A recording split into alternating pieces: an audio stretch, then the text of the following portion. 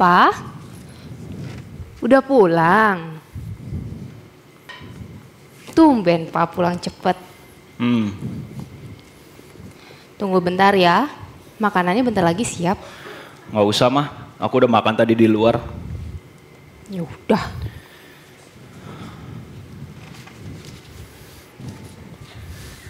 Kamu lagi ngerjain PR? Iya, Pak. PR apa? Matematika.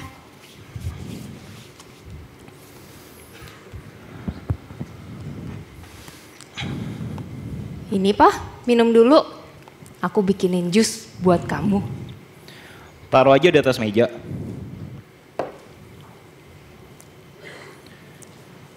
Capek apa? Lagi mikirin apa? Ada masalah di kantor? Enggak ada masalah apa-apa kok.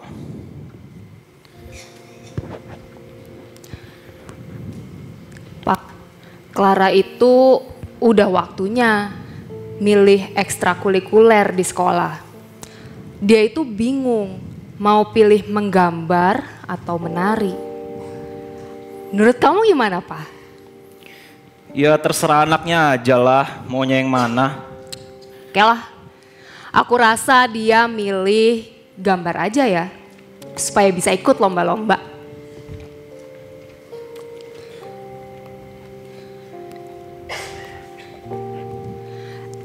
Pak, tadi aku... Duh, Ma. Apa lagi sih? Nggak bisa besok aja apa? Aku nih capek, Ma. Udah seharian di kantor. Pulang mesti dengerin ocehan kamu lagi dari tadi nggak kelar-kelar. Udahlah.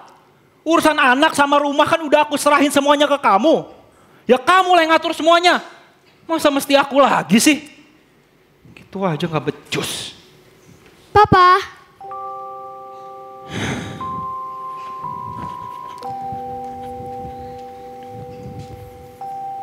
Ma, Papa kenapa? Kok marah-marah? Papa gak marah kok, Ra. Oh, tapi muka Papa serem. Clara takut, Ma. Enggak, Ra. Papa itu capek, baru pulang kerja. Tapi Papa beda deh, Ma, sama dulu. Dulu kalau pulang kantor pasti peluk Clara sama Mama. Sekarang gak pernah lagi. Masa sih, Ra? Iya, Ma. Kita juga udah gak pernah jalan-jalan sekeluarga lagi. Ke mall, liburan bareng. Bahkan ke gereja pun udah gak pernah bareng. Coba deh, Ma. Kapan terakhir kali kita pergi bareng? Udah lama banget kan? Sekarang kalau pergi, Clara cuma berdua sama Mama doang. Iya, Papa itu lagi sibuk. Kerjaannya banyak, Ra. Tapi masa sibuk terus-terusan sih, Mah? Clara kan pengen jalan-jalan bareng Papa lagi kayak dulu. Ya udah, nanti Mama bicara sama Papa ya. Tapi kita juga harus doa sama Tuhan supaya kerjaannya Papa cepat selesai dan Papa punya waktu buat kita. Jadi nanti kita bisa pergi bareng-bareng lagi ya.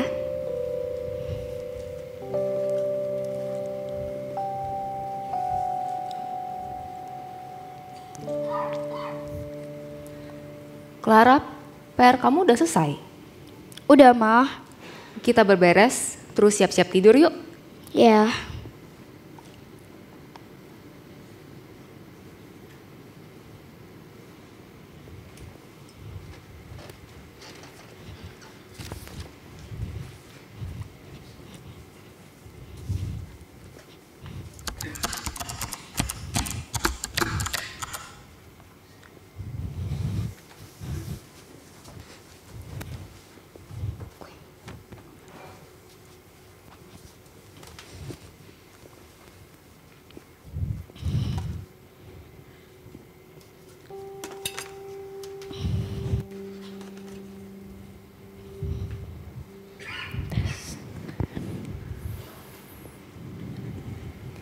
Pagi, Pak. Udah rapi aja. Clara mana? Udah berangkat? Clara lagi siap-siap, Pak. Ini makan dulu. Aku udah siapin nasi kuning buat kamu.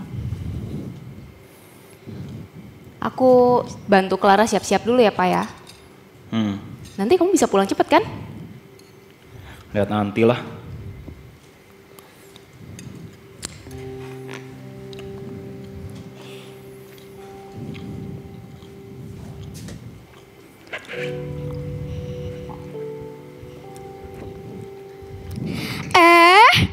Papa mau antar Clara sekolah?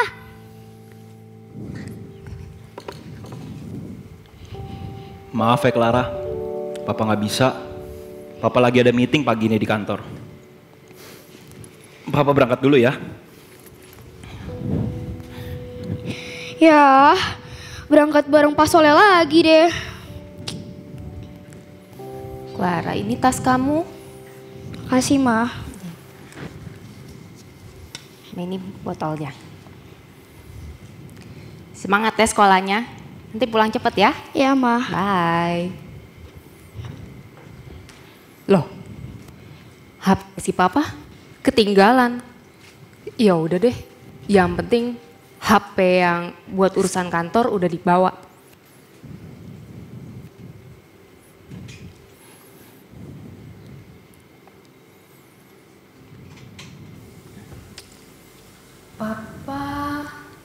Papa, sekarang kok sibuk sekali ya? Padahal kan serumah. Tapi kenapa aku kangen ya? Sudah lama banget rasanya kita nggak ngobrol berdua. Tukar pikiran, cerita-cerita, atau quality time bersama keluarga. Kenapa ya dia berubah? Aku salah apa ya? Apa aku sudah tidak menarik lagi? Atau aku terlalu banyak menuntut?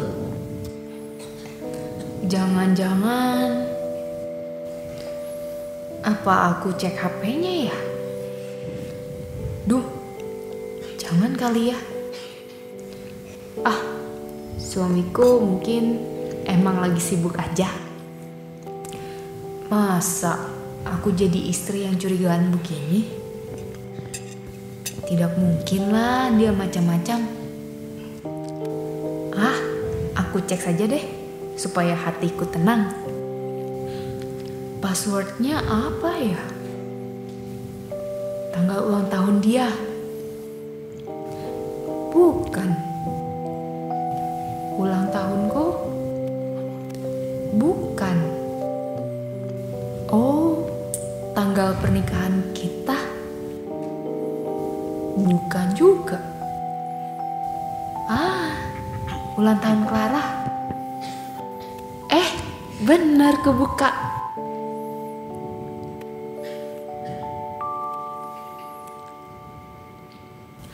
Hah?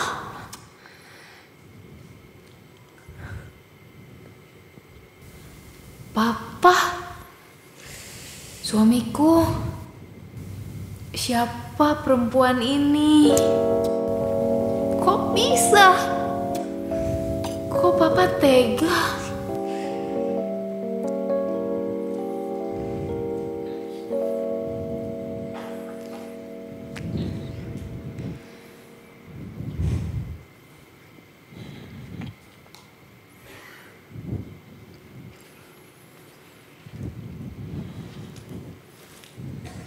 Udah pulang?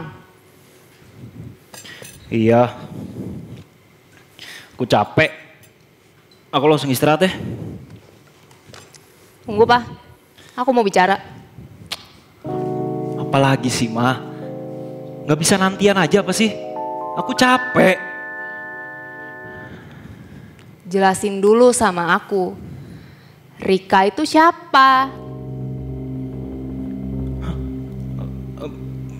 Maksudnya? Rika? Rika siapa? Kamu apa-apaan sih? Main ngambil HP aku begitu aja? HP kamu ketinggalan di sini. Kamu jangan pura-pura nggak tahu tentang Rika. Aku udah baca semua chat kamu sama dia. Sadar nggak sikap kamu berubah? Bukan cuman aku yang ngerasa, Clara juga. Kok kamu tega?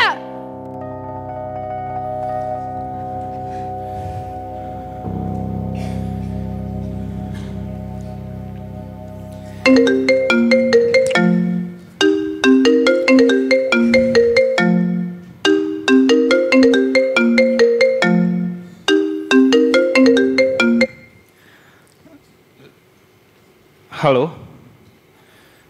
Iya, aku kesana ya. Iya. Yuk. Pa, ini udah malam, kamu mau pergi lagi? Kita belum selesai bicara. Pa, Pa.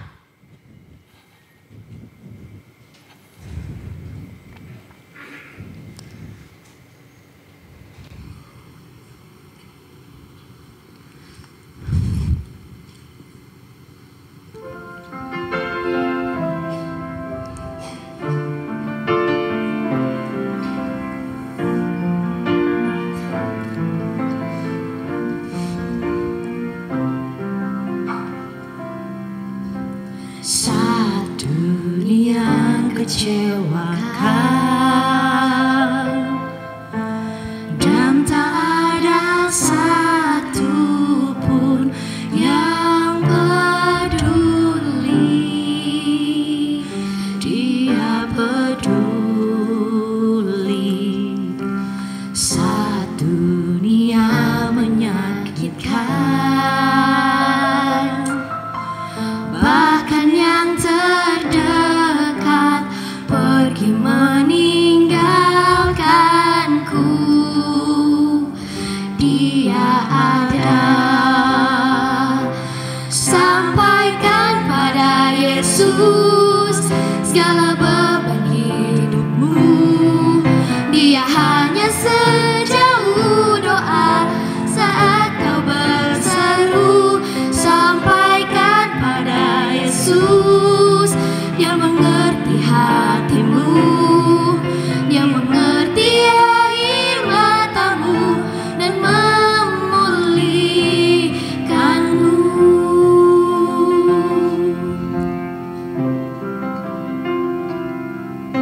Saat dunia kecewakan dan tak ada satu pun yang peduli, Dia peduli. Saat dunia menyakitkan, bahkan yang terdekat pergi meninggalkanku,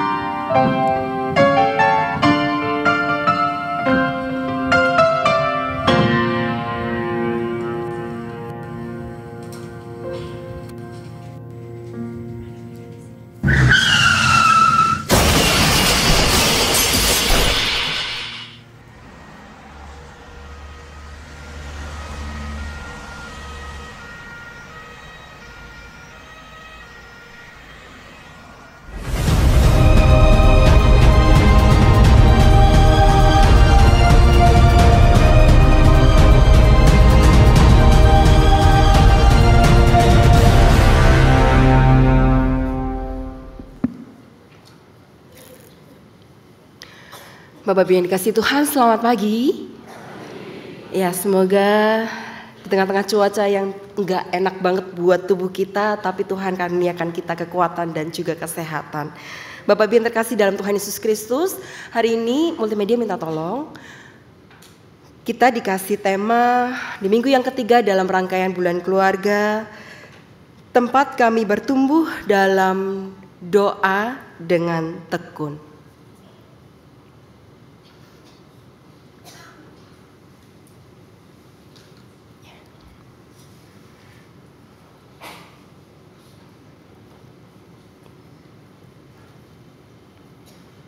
Ya Bapak Ibu, saya mulai dengan apa yang mungkin seringkali Bapak Ibu sudah lihat di media sosial tentang sesuatu yang dinormalisasikan, gitu ya. Kalau saya pakai kata normalisasi berarti ini sesuatu yang sebenarnya nggak wajar tapi diwajarkan. Sesuatu yang nggak normal tapi ya udah wes dianggap normal aja, ya. 10.000 di tangan istri yang tepat. Emak-emak, ibu-ibu, mama-mama muda, 10.000 dapat apa di kota Jakarta? Apa? Dapat apa 10.000? Oh, es cim apa Cici Susan? Es cim cobei. Iya, cuma 5 mili tapi ya. Dapat apa lagi 10.000?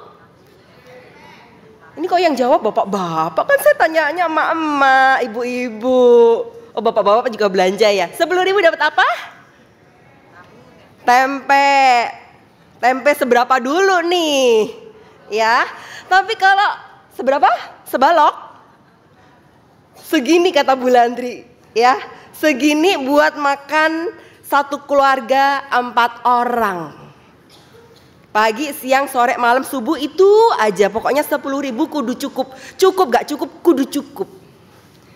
Tapi kan media sosial bilangnya begini. Wah, istri saya hebat. Istri saya keren banget. Dia bisa menghemat loh biaya hidup rumah tangga. Kita itu bisa cukup loh. Makan sekeluarga berempat 10.000. Bangga banget suaminya. Suami mana ini? Dibungkus dengan sesuatu yang cocuit, so sweet, manis sekali.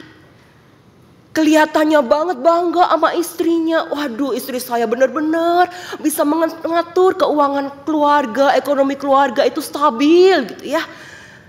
Ada sesuatu yang sebetulnya memprihatinkan, tapi dikemas dengan sesuatu yang romantis sehingga jadinya adalah normalisasi. Gak wajar loh, tapi kita bilang wajar kok, baik-baik aja kok mereka. Keren kok istrinya ya, bisa menghemat, mengatur sedemikian rupa. Dan itu yang terus-menerus ada di telinga kita, menyita perhatian kita. Yang sebetulnya di balik ini ada sesuatu yang memprihatinkan, tapi kita gak peka. Karena dikemasnya dengan guyonan, dengan humor, ya kita hahaha aja ketika iklan-iklan ini lewat. 10.000 di tangan istri yang tepat. Saya kasih yang lebih romantis, mau gak? Oke, ini nih yang lebih romantis. Ada yang tahu lagu ini? Ketawa-ketawa tahu nih lagu ini nih. Lagunya siapa nih? Lagunya Rizky Febrian. Ada yang tahu? Tahu? Ya udah, kalau tahu kita nyanyi bareng yuk.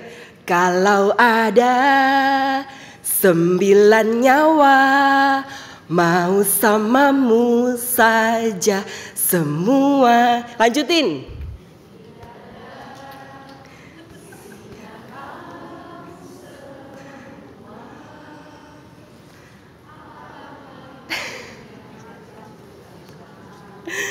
Tuh kan cocut kan, ini dada isinya kamu semua, gak ada orang lain. Pokoknya semuanya isinya kamu, cocut banget. Ya, kita terbuai. Kalau ada 9 nyawa, aku akan tetap memilih kamu. Pokoknya kamu dan kamu. Dalam bingkisan romantisme, kita terbuai. Sehingga begini Bapak Ibu, ketika kita berhadapan dengan kenyataan hidup, peristiwa di lapangan, sesuatu yang real kita kaget-kaget. Mental kita gak siap. Hidup kita gak siap buat ngadepin yang berat-berat. Kita terbuai dengan sesuatu yang tadi normalisasi, ya dianggap wajar. Romantisme yang keterlaluan sampai terbuai. Sehingga kita jadi anjlok ketika ketemu dengan kenyataan hidup. Memang betul tidak ada keluarga yang sempurna. Dan setiap keluarga punya bebannya masing-masing. Tapi saya selalu mengingatkan setiap keluarga juga ingat loh punya berkatnya masing-masing. Ya, Bapak Ibu kira-kira gambaran pergumulan keluarga ini. Uang, mau tidak mau, akan memicu konflik persoalan dalam rumah tangga. Apalagi dalam situasi ekonomi yang sedang tidak baik. Ya, kalau di media sosial bilangnya in this economy. Dalam situasi ekonomi yang rapuh, kita dituntut untuk mengusahakan hidup sedemikian rupa. Mau tidur 2-3 jam gak apa-apa. Yang penting kita masih bisa kasih makan keluarga kita, anak-anak kita masih punya masa depan. Dan uang biasanya menjadi salah satu pemicu konflik dalam keluarga. Ya, ada juga yang namanya kekerasan dalam rumah tangga. Fatherless, bukan cuma fatherless, motherless. Anak-anak udah nggak tahu lagi ini papanya di mana, mamanya di mana. Yang satu ke sana, yang satu ke sini, ya. Yang satu nggak pernah di rumah, yang satu juga nggak pernah di rumah. Kayak orang jadi saingan gitu ya. Siapa yang nggak pernah di rumah? Siapa yang paling nggak pernah di rumah? Anaknya yang jadi korban. Nah kalau di drama tadi yang mana nih Bapak Ibu? Kalau di drama tadi yang mana? Dari ke-7 yang saya utarakan. Yang mana? Perselingkuhan itu yang mana? Pelakor, pebinor. Pelakor adalah kepanjangannya? Jangan pura-pura nggak tahu deh. Bapak Ibu suka malu-malu deh, gitu ya. Pebinor adalah ya udahlah, Bapak Ibu malu-malu lah. Ya, itu baru sebagian kecil dari persoalan rumah tangga. Masih banyak yang lain dalam kompleksitas yang ruwet yang menghiasi pergumulan rumah tangga kita. Mindset soal child free. Ya udahlah, mendingan gaji kita berdua kita pakai lah jalan-jalan ke luar negeri. Kita keliling dunia, setahun target 12 kali kita keluar. Kita nikmati dunia ini. Ya, sampai kemanapun ke ujung dunia kita akan samperin. Kenapa? Soalnya kalau punya anak tuh ya biaya pendidikan mahal. Belum lagi ya kalau anaknya nurut, kalau anaknya nggak nurut itu kan beban lagi gitu ya. Ada aja alasannya. Atau ketika persoalan keluarga itu kemudian mencuat, pasangan, suami istri, orang tua dengan anak melakukan apa yang disebut dengan silent treatment. Apa ini? Tidak pernah bisa menyelesaikan masalah dengan sama-sama duduk bersama dan bicara. Kita memilih untuk diam. Wes lah, diemin aja. Kita mungkin berada dalam pemikiran, ya kalau kita diem nanti juga masalah selesai sendiri kok. Kita diemin pasangan kita. Bodoh amat, terserah dia mau apa.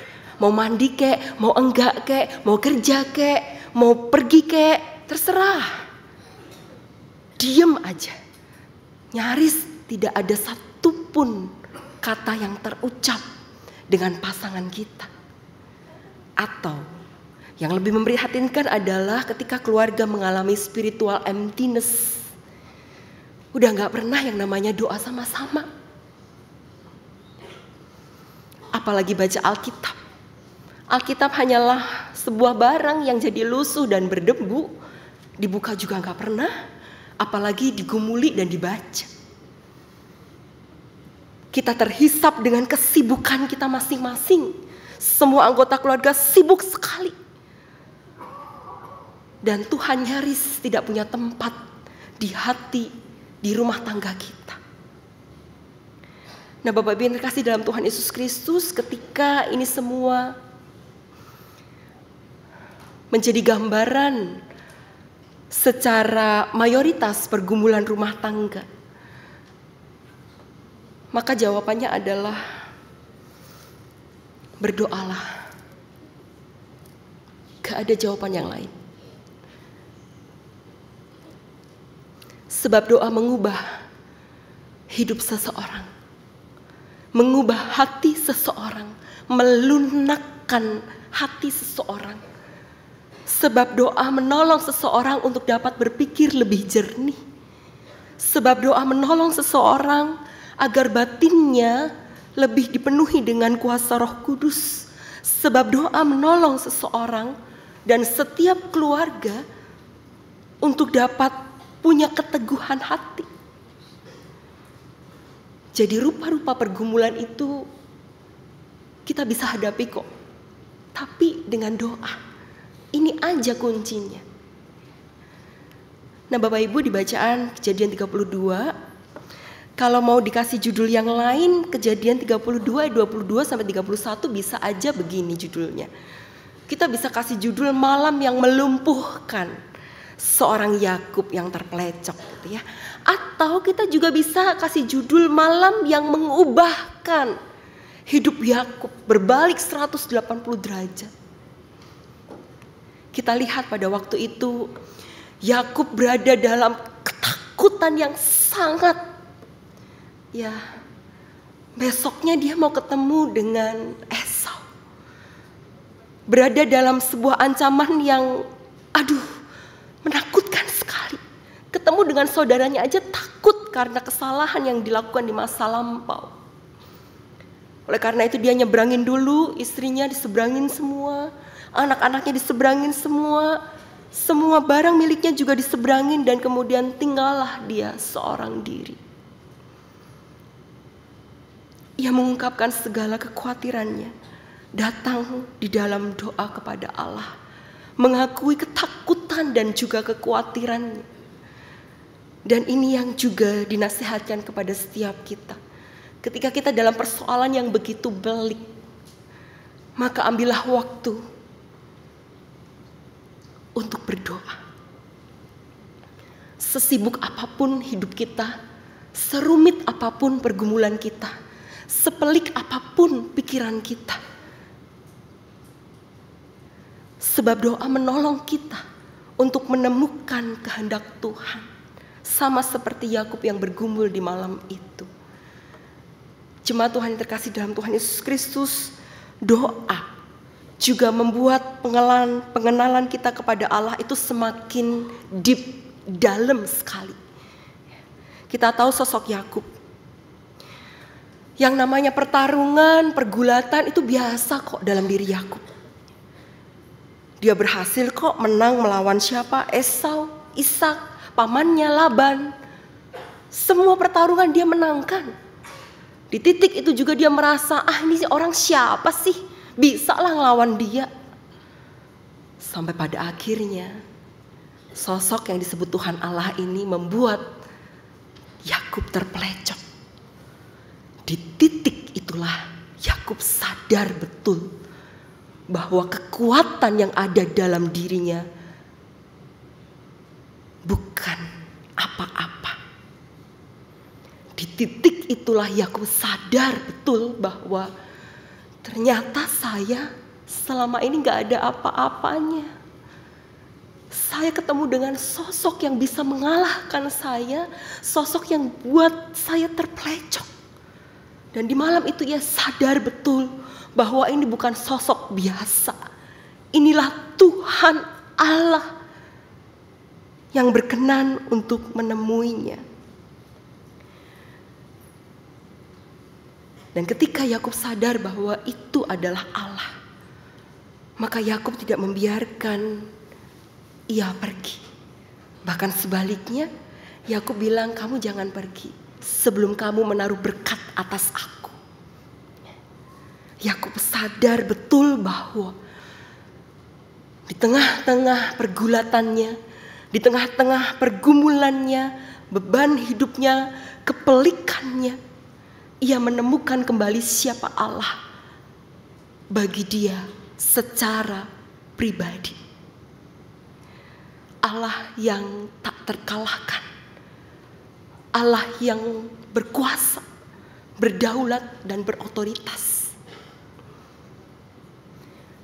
Jemaat yang terkasih dalam Tuhan Yesus Kristus, setiap peristiwa, pergumulan, permasalahan kita di keluarga, ketika kita merespon ini dengan kacamata iman, maka di titik itulah sebetulnya kita juga dituntun untuk kembali mengenali siapa Allah. Bukan secara general, tapi siapa Allah buat keluarga kita. Siapa Allah buat hidup kita secara pribadi. Sama seperti Yakub yang pada akhirnya mengenal Allah. Bukan dari siapa-siapa, tapi karena Allah yang berkenan untuk menemui dia. Dan di malam itu hidupnya diubahkan. Doa mampu mengubahkan hidup kita jadi lebih baik. Yakub bukan lagi dipanggil Yakub, bukan lagi dipanggil si tumit, si penipu atau si licik, tapi dipanggil Israel. Sebab ia telah bergumul bersama dengan Tuhannya. Sampai satu titik tempat itu dinamakan Peniel, yang artinya wajah Allah. Sebab di tempat itulah Yakub bertemu muka dengan Allah yang selama ini ia sembah. Jemaat yang terkasih dalam Tuhan Yesus Kristus, kita hidup di tengah-tengah keluarga yang tidak pernah sempurna. Kita tidak pernah tahu kapan badai itu datang dan kapan badai itu berakhir. Tapi satu hal yang kita tahu, Tuhan ada di sisi kita. Satu hal yang menjadi keyakinan kita bahwa tidak ada yang tidak dapat Tuhan pulihkan. Dan oleh karena itu datanglah di dalam doa.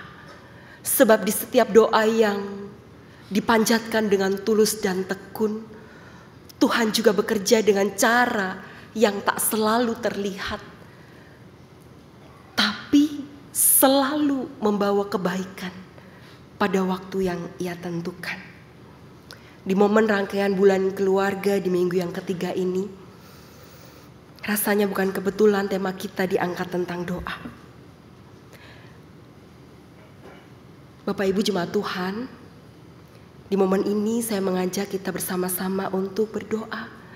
Naikkanlah doa untuk keluargamu, naikkanlah doa untuk pasanganmu, untuk anak-anakmu, untuk mertuamu, untuk menantumu, untuk siapapun yang engkau kasihi, yang selama ini engkau lewatkan begitu saja. Keluarga Beni, Dina, dan Nana akan menjadi wakil bagi Bapak Ibu semua. Mari kita memakai waktu ini untuk bertemu dengan Tuhan dalam doa. Kita berdoa.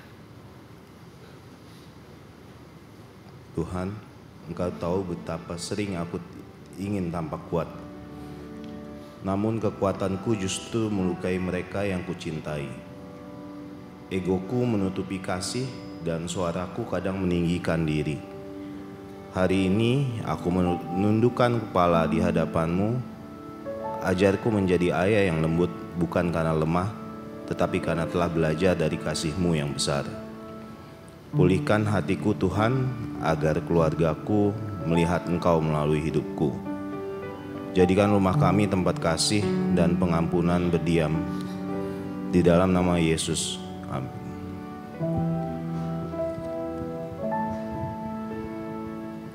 Tuhan yang penuh kasih, aku datang mengakui kelemahanku. Seringkali aku merasa paling berjasa, paling lelah, dan paling repot mengurusi rumah tangga, hingga lupa bahwa semua ini sebetulnya adalah berkat dan kepercayaan-Mu. Ampuni hatiku yang mudah tersinggung dan menuntut pengertian. Pulihkan aku Tuhan, agar hatiku kembali lembut dan penuh kasih. Jadikan aku ibu yang membawa damai dan sukacita di rumah ini. Dalam nama Yesus, amin. Tuhan Yesus yang baik, aku datang kepadamu dengan hati yang menyesal. Aku tahu selama ini aku belum mengatur waktu dengan baik. Aku sering menunda bermain terlalu lama.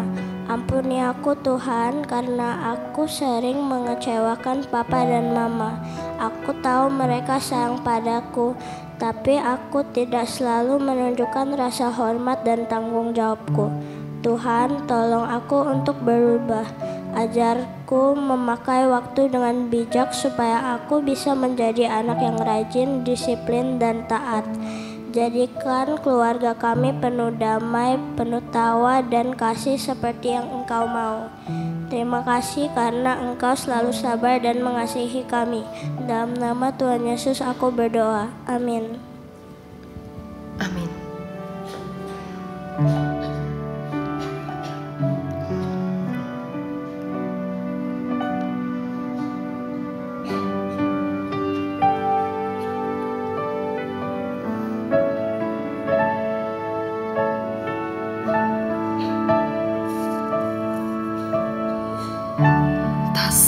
Lalu Tuhan menjawab doa, namun Dia beri yang terbaik di waktu yang tepat. Izinkanlah Tuhan untuk bekerja, yang mustahil menjadi mungkin oleh karena percaya. Yesus mendengar lebih dari yang ku doakan. Yesus menjawab lebih dari yang ku harapkan. Dengan caranya di waktu yang tepat, ku kan melihat Dia jadikan semua. Yesus mendengar lebih dari yang ku doakan. Yesus menjawab lebih dari yang ku harapkan. Dengan caranya di waktu yang tepat, ku kan melihat Dia jadikan semua. Ku kan melihat Dia akan jadikan. Ku kan melihat Dia jadikan semua. Teruslah berdoa, Tuhan menolong kita semua.